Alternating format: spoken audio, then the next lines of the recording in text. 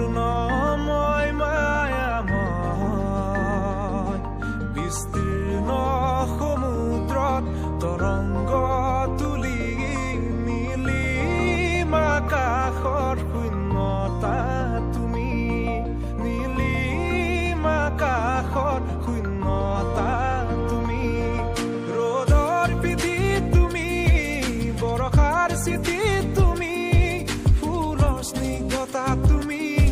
বুকুৰ স্পন্দন তুমি যে তুমি